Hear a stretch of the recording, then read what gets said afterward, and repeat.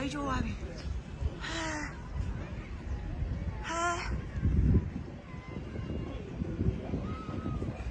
ကိုရီးယားဆိုင်ထဲမှာဒီထဲမှာထွက်ပြေးနေတာကိုခြေကိုတော်နေမရဘူးလုံးဝအက်ကွဲမန်လေးထဲမှာတော့ဘယ်လိုနေလဲမသိဘူးပဲမတို့ဆိုင်ကတော့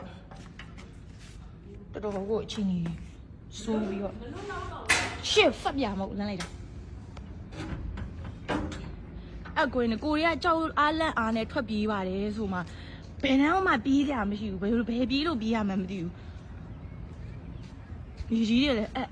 ပြေးမယ်ဘယ်လိုခုံဆင်းရတော့မှလို့ပြေးရမှာလို့နဲ့ဟိုဘက်ကြည့်လိုက်တော့တရားအဟောင်းကြီးရပါပြိုကြတရားအစ်စ်ကတော့ဘာမှမဖြစ်တော့ဘူးဆိုင်မှာစားနေတဲ့ဧည့်သည်ကြီးလည်းအမှမောက်ပြီးတော့နေရတယ်မန်လေးတခြားနေရာတွေတော့ဘယ်လိုလဲမသိဘူးတရားကြီးကတော့ကျိုးသွားတယ်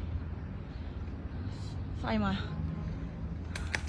ဟိုဘက်မှာလည်းဖျားကြီးလည်းပြုတ်ကြညီကြီးတွေဘယ်တော့တောင်အပ်သွားလဲမေးရောမြေကြီးတွေ